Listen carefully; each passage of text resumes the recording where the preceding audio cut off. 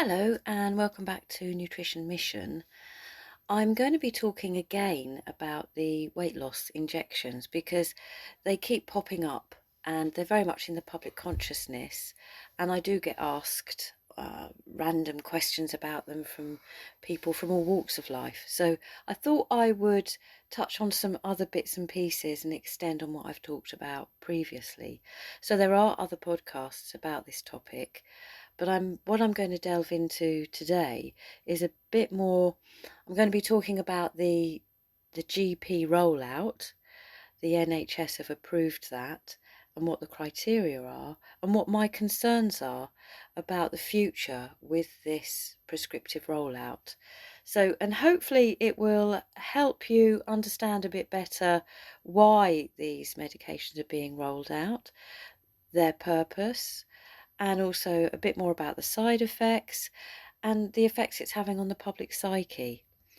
So let's just start by saying recently it's been in the news that the Medical Healthcare Regulatory Agency, or MHRA, it's been approved that GPs now can start rolling out the Mounjaro injection. Now, the thing is with this is that people have picked up on this. So of course the GP surgeries telephone lines have been hot with people phoning up saying that they really want to have this injection. And these are people who might have a very slightly elevated BMI, who've tried various weight loss regimes, been on and off different diets, in other words, and this hasn't worked. Or they've lost weight, they've gained it back again, is another perception of that, isn't it? So I think this is a misconception of what their purpose is. The weight loss injections actually are for people who are in extreme health circumstances. Now, this is people who have a BMI of 40 plus. So they're going into the obese picture. And with that come comorbidities or serious health issues. And they're part of the criteria and the assessment process that the GPs have to activate. So there are 4 serious health issues associated with the BMI of 40 plus. So what they're saying is, right, we'll do your BMI. Okay, yep, that's a box ticked. What other boxes do we need to tick? So we've then got to go and say, have you got type 2 diabetes? Do you have high blood pressure? Do you have heart and vascular disease, elevated cholesterol, or obstructive sleep apnea? And if those boxes are ticked, then you move into, okay, you could be eligible, but not quite yet. We need to check some other things. So then they'll be asking questions about the individual's lifestyle and doing an assessment on their overall health as well. Other things have to be checked. Now, so people who have a BMI that's lower would be rolled out in another phase. So, and then, so it's going to be a rollout process. This isn't suddenly activated, because what we need to remember is that, do we have the resources to deal with this level of prescription and service? And we don't. The health service is already buckling under the weight of the population that's growing. So things need to be put into place. This can't be activated overnight. So whilst people have an expectation that this is a service that's warranted for them, it may be that the resources just are not available. Okay, so that needs to be considered, and that's why the criteria are strict. Now, there will be some people who will have an elevated BMI, they're treated type 2 diabetes, they're on high blood pressure medications, they're on cholesterol medications, and their sleep apnea is being treated as well. So does that mean they're still eligible? Well, that is up to the health professional's discretion, because it does depend on each individual health professional on how they take this forward. Now, also, what's worth remembering is the patient actively taking steps to make changes to their diet and lifestyle to alleviate some of these health conditions? Now, we need to consider some possibilities with this. Are those individuals prevented from making changes to their lifestyle because of their weight, because of their diabetes, because of their obstructive sleep apnea? So are some of their conditions preventing them from making positive changes for the future? So are they able to?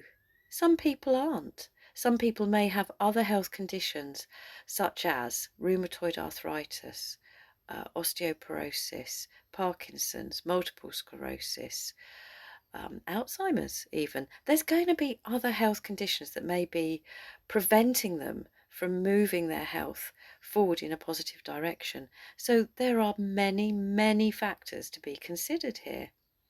Now, if it's quite a simple journey, if that individual has quite a plain speaking tranche of problems, and they will be able to make the changes, they have the means, they have the resources, and they have the support, then the success rate is going to be higher.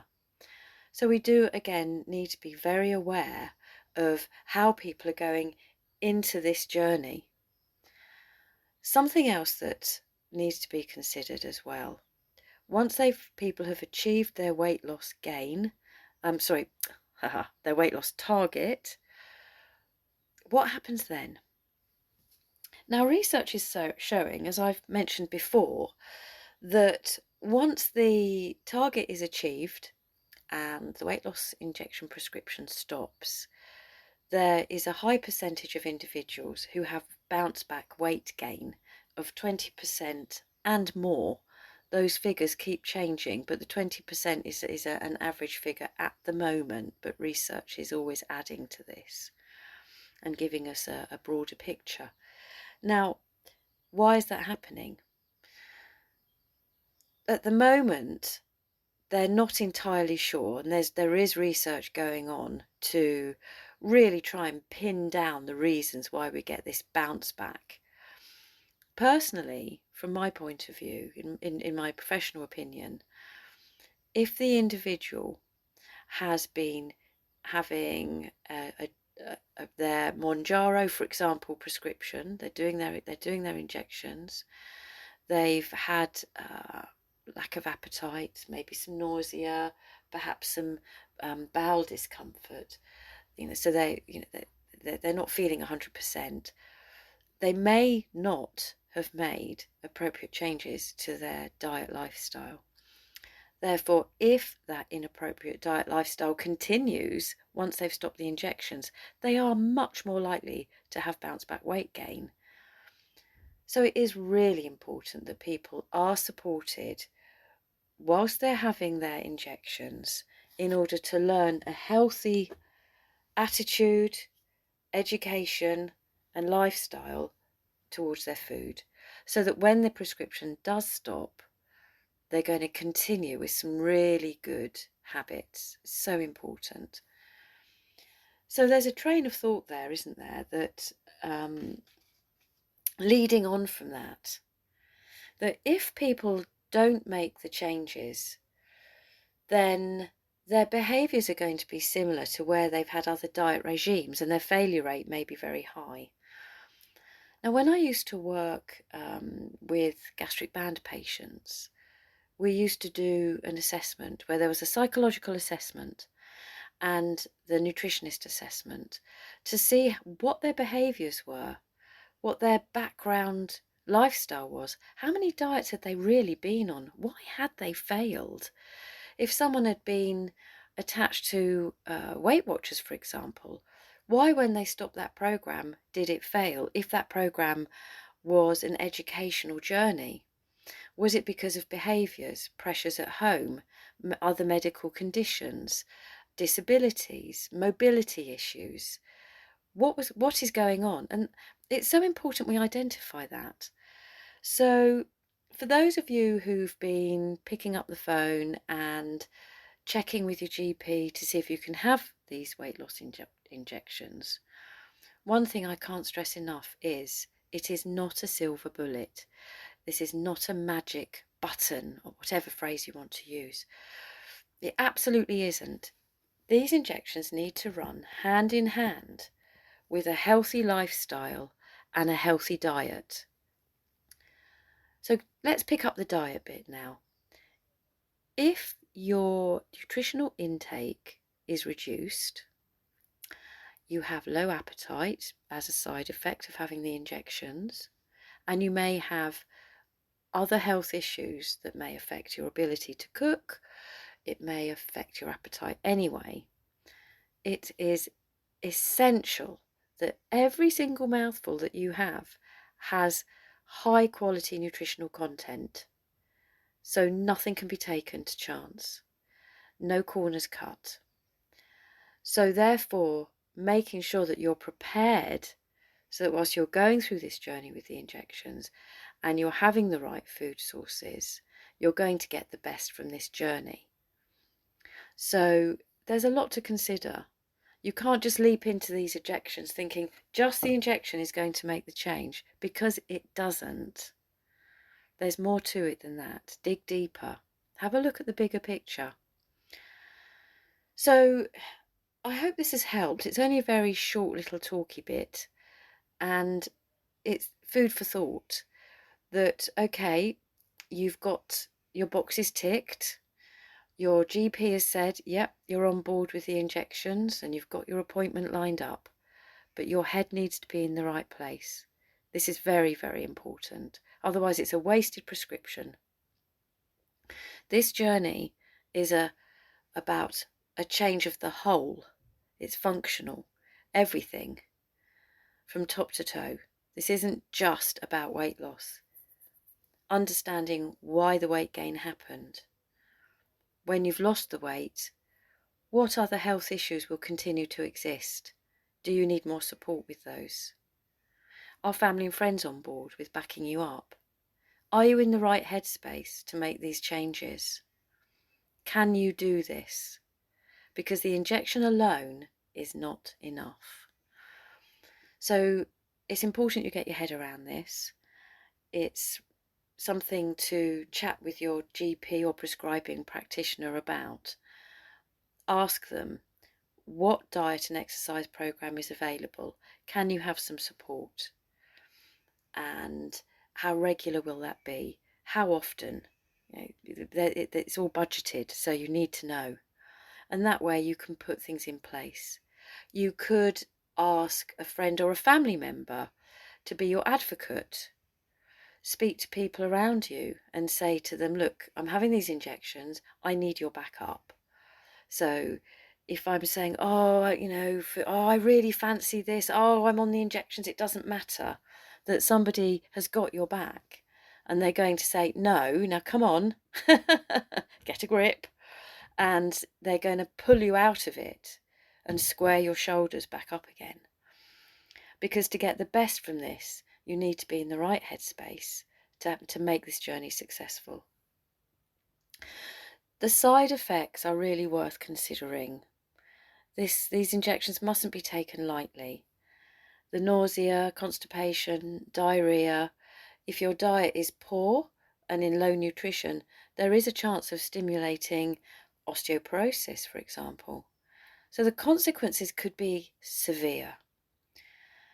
Now, research is going on at the moment because of suspicions of acute and chronic pancreatitis being associated with these weight loss injections. So they're gathering information. There have been incidences of people hospitalised, and a common denominator amongst others is these injections. Now they need to establish just how involved are they in triggering this pancreatitis, it's a bit of a mouthful, isn't it? Inflammation, because this is a really serious condition. Now, if they can better predict, then they can better prescribe.